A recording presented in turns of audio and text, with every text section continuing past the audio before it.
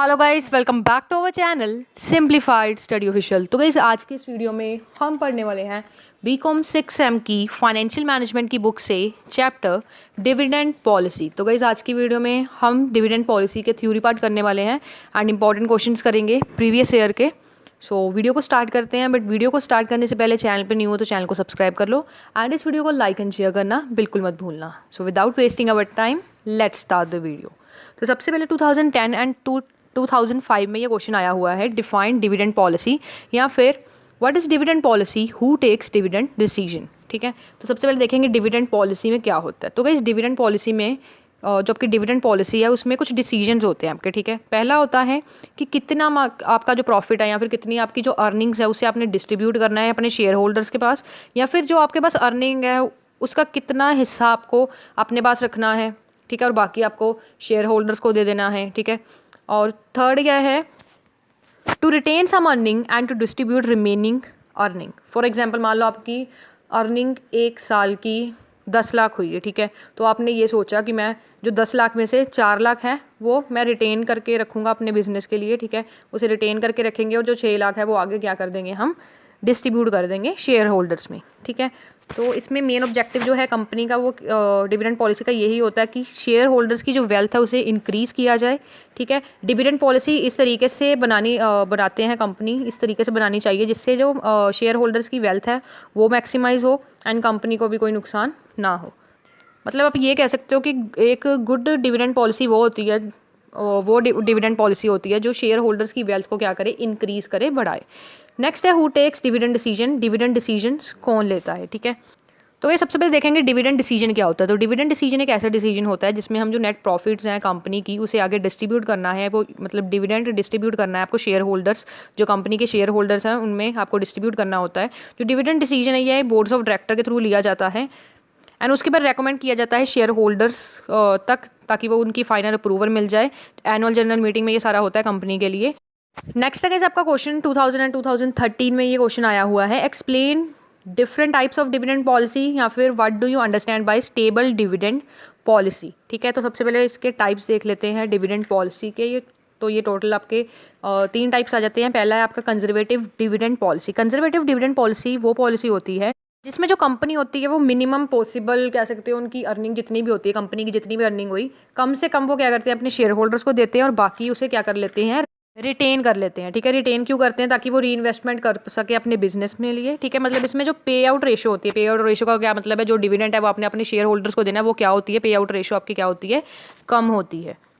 तो कैसे इस पॉलिसी के साथ क्या होता है, जो कंपनी है उसे प्रॉफिटेबल री इन्वेस्टमेंट अपॉर्चुनिटीज़ मिलती हैं, क्योंकि वो जो पैसा है मतलब जैसे कम से कम पैसा हम जो अपने शेयर होल्डर्स को दे रहे हैं तो ज़्यादा पैसा हमारे पास बचेगा कंपनी के लिए, तो कंपनी में हम री इन्वेस्ट करके आगे और प्रॉफिट्स या फिर अर्निंग कर सकते हैं। नेक्स्ट है liberal dividend policy. Liberal dividend policy का क्या मतलब होता है, इसमें जो हमने ये पहली पॉलिसी पढ़ी ना कंजर्वेटिव वाली, इसका ये कह सकते हो ऑपोजिट है। इसमें हम मैक्सिमम जो पोर्शन है अर्निंग का वो शेयर होल्डर्स के लिए रखते हैं और बाकी हम क्या करते हैं, रिटेन करते हैं। ठीक है, इसमें जो पॉलिसी मैनेजमेंट होता है वो किससे इंपॉर्टेंस देते हैं, शेयर होल्डर्स की वेल्थ को इंक्रीज़ करने के लिए जो ये लिबरल डिविडेंड पॉलिसी है इसे अडॉप्ट किया जाता है, जिससे मैक्सिमम जो पोर्शन है मतलब जितना भी आपको अर्निंग हुई है उसका ज़्यादा पार्ट हम किसको देते हैं, शेयर होल्डर्स को दिया जाता है। तो इस केस में जो आपकी पे आउट रेशो होती है इस पॉलिसी के अंदर वो काफ़ी ज़्यादा हाई होती है।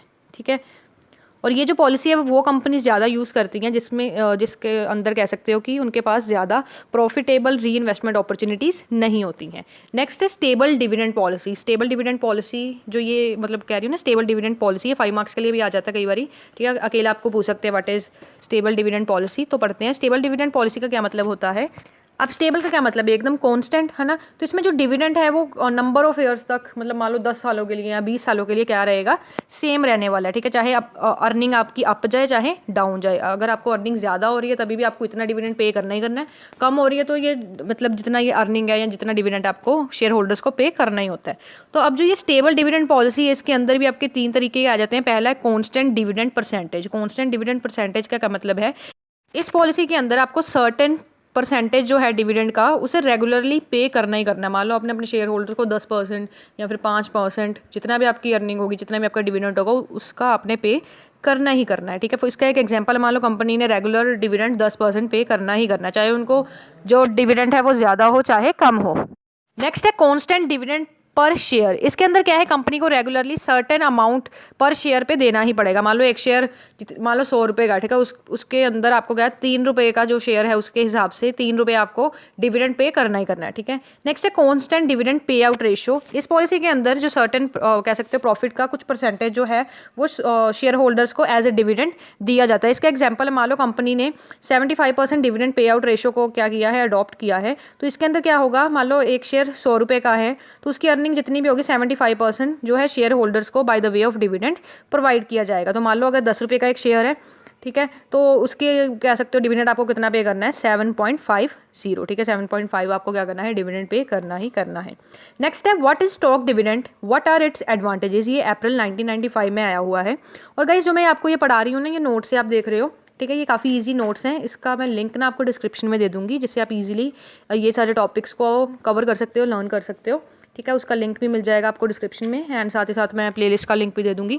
तो ये क्वेश्चन है आपका स्टॉक डिविडेंड का। स्टॉक डिविडेंड का क्या मतलब होता है, कई बार क्या होता है कंपनी, अब जैसे आपको पता है गाइस कि जो फ्यूचर है वो अनसर्टेन है, फ्यूचर में कुछ भी हो सकता है, हमें कुछ नहीं पता, हमारे जो प्रॉफिट्स है वो अप भी जा सकते हैं या और डाउन भी जा सकते हैं, ठीक है। तो कई बार ऐसा होता है कंपनी की जो लिक्विड पोजीशन होती है, ठीक है, कंपनी के पास इतना पैसा नहीं होता कि वो अपने शेयर होल्डर्स को डिविडेंड प्रोवाइड करे। तो इस सिचुएशन में क्या होता है, मान लो उनके पास कैश ही नहीं है, ठीक है, इतना डिविडेंड पे करने के लिए, तो वो कैश की जगह क्या करते हैं, कंपनी अपने शेयर होल्डर्स को कुछ शेयर्स दे देते हैं एज अ डिविडेंड। और जो ये डिस्ट्रीब्यूशन है डिविडेंड, मतलब आपने डिविडेंड पे करना था अपने शेयर होल्डर्स को, प्रॉफिट देना था अपने शेयर होल्डर्स को, ठीक है, आपके पास पैसा नहीं है, उसके बदले आपने शेयर्स दे दिए कि भाई मेरे पास पैसा नहीं है, इतने रुपए के तू शेयर ले ले।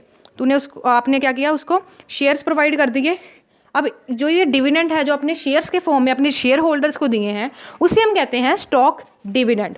और इंडिया की अगर हम बात करें, स्टॉक डिविडेंड को पॉपुलरली हम बोनस शेयर्स भी कहते हैं। अगर बोनस शेयर करके आएगा तो सेम यही आपको लिखना है, ठीक है, ये हमने पिछले सेम में भी बोनस शेयर्स का पढ़ा है।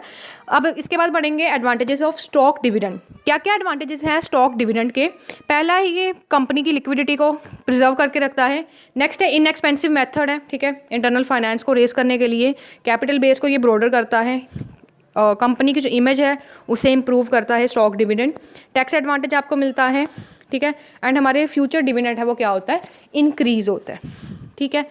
तो ये था आपका क्वेश्चन स्टॉक डिविडेंड का। नेक्स्ट क्वेश्चन है explain the various factors which influence the dividend policy of a firm. तो ये क्वेश्चन बहुत बार रिपीट हुआ है 2018, 14, 19, ठीक है, ये बहुत बार रिपीट हुआ है।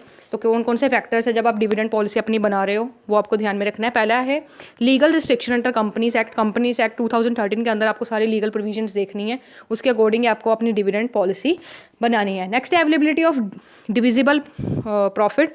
डिविजिबल प्रॉफिट का क्या मतलब है, वो प्रॉफिट जो आप लीगली डिस्ट्रीब्यूट करोगे इन फॉर्म ऑफ डिविडेंड, ठीक है। तो आपको देखना है कितना आपके पास डिविजिबल प्रॉफिट है, उसके हिसाब से कितना आपने शेयर होल्डर्स को देना, कितना आपने रिटेन करना है। नेक्स्ट है financial requirement of a company. Dividend pay out ratio है कंपनी का, वो आपने कब कैसे डिसाइड करना है, आपने फ्यूचर को देखते हुए, फ्यूचर में हमें कितना पैसा चाहिए। मान लो आपकी कंपनी को री इन्वेस्टमेंट बहुत चाहिए, तो उसके लिए आप क्या करोगे, जो डिविडेंड है आपके पास उसका ज़्यादा से ज़्यादा मैक्सिमम पोर्शन आप रिटेन करके रखोगे री इन्वेस्टमेंट के लिए बिजनेस में, और बाकी थोड़ा सा जो बचेगा वो आप अपने शेयर होल्डर्स को प्रोवाइड कर दोगे। नेक्स्ट है preference of share holders. Share holders preference काफ़ी ज़्यादा इंपॉर्टेंट रोल प्ले करता है डिविडेंड पॉलिसी फर्म का। जब हमें कोई भी डिविडेंड डिसीजन लेना है तो डायरेक्टर्स को कंसीडर करना चाहिए शेयर होल्डर्स की डिज़ायर को देखते हुए कि, ठीक है, अगर शेयर होल्डर्स के पास कह सकते हो इंटरेस्ट आप करंट इनकम पे प्रोवाइड कर रहे हो, ठीक है, तो उस हिसाब से आपको लिबरल डिविडेंड पॉलिसी क्या करनी चाहिए, अडॉप्ट करनी चाहिए, ठीक है। नेक्स्ट है नेचर ऑफ अर्निंग।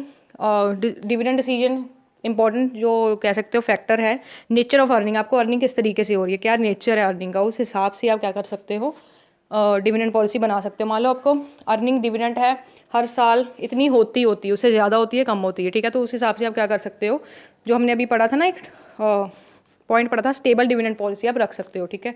नेक्स्ट है stability of dividend. Some companies जो हैं वो एक फिक्स परसेंटेज जो है फॉलो करती हैं कि इतना परसेंट 10% मुझे देना ही देना है, ठीक है। तो कंपनी की जो पॉलिसी है वो रिगार्डिंग स्टेबिलिटी ऑफ डिविडेंड जो है वो ऑल्सो इफेक्ट करती है डिविडेंड पॉलिसी को। लिक्विड रिसोर्सेज हो गए, कैश पेमेंट्स हो गई, आपके पास कितना कैश पेमेंट्स है, ठीक है, कितना आपके पास डिविडेंड आया, स्टेबिलिटी कंपनी की है या नहीं है, तो ये भी काफ़ी ज़्यादा इंपॉर्टेंट रोल प्ले करती है जब आप अपने डिविडेंड पॉलिसी बना रहे हो, ठीक है। नेक्स्ट है कॉस्ट ऑफ एक्सटर्नल फाइनेंसिंग। कितना आपको एक्सटर्नल फाइनेंसिंग का कॉस्ट है जो वो पड़ रही है, उस हिसाब से भी आप अपना क्या करोगे, डिविडेंड पॉलिसी को बनाओगे, अडॉप्ट करोगे। नेक्स्ट है एक्सेस टू एक्सटर्नल सोर्सेज। अब कंपनी अगर इजीली एक्सेस कर सकती है एक्सटर्नल सोर्सेज को जब उनको नीड बढ़ रही है, तो उस हिसाब से वो क्या कर सकती हैं, अपना जो डिविडेंड है वो रख सकती हैं, ठीक है। अगर उन्हें एक्सटर्नल जो सोर्सेज हैं वो अच्छी तरीके से मिल पा रहे हैं, तो वो कंपनी क्या करेगी, लो डिविडेंड शेयर होल्डर्स को प्रोवाइड करेगी और ज़्यादा से ज़्यादा जो अर्निंग्स है वो रिटेन करके रख लेंगी। नेक्स्ट है रिस्ट्रिक्शन बाय फाइनेंशियल इंस्टीट्यूट। अब जो कॉन्ट्रैक्चुअल रिस्ट्रिक्शंस होती हैं डिविडेंड पे, अगर फाइनेंशियल इंस्टीट्यूट द्वारा कोई लगाई हुई है कोई लोन एग्रीमेंट के अंदर, वो भी इफेक्ट किस पे डालता है, dividend decision policy of company, ठीक है। तो ये आपका ये इसमें हमने थ्योरीज पढ़ी, मतलब कह सकते हो इसमें हमने थ्योरी के जो नोट्स थे वो सारे पढ़े डिविडेंड पॉलिसी के। एक इसमें एक और इम्पॉर्टेंट क्वेश्चन आपका आता है, ठीक है, जो जिसमें आपका प्रैक्टिकल भी आता है, वो है आपका थ्योरीज ऑफ डिविडेंड, जिसमें 2 तरीके की थ्योरीज होती हैं, irrelevant theory and relevant theory, ठीक है। वो हम आने वाली वीडियो में पढ़ेंगे, जिसमें थोड़ा सा प्रैक्टिकल वर्क भी है, वो भी हम कंप्लीट करेंगे। एंड इसके नोट्स का लिंक डिस्क्रिप्शन में मिल जाएगा। साथ ही साथ फाइनेंशियल मैनेजमेंट की फुल प्लेलिस्ट का लिंक भी आपको डिस्क्रिप्शन में मिल जाएगा। एंड बीकॉम 6M के सारे सब्जेक्ट्स का भी जो प्लेलिस्ट का लिंक है वो भी डिस्क्रिप्शन में आपको मिल जाएगा। तो आज की वीडियो में इतना ही। होप सो वीडियो अच्छी लगी हो, एंड वीडियो कैसी लगी कमेंट करके ज़रूर बताना। एंड आज की वीडियो में इतना ही। Thanks for watching.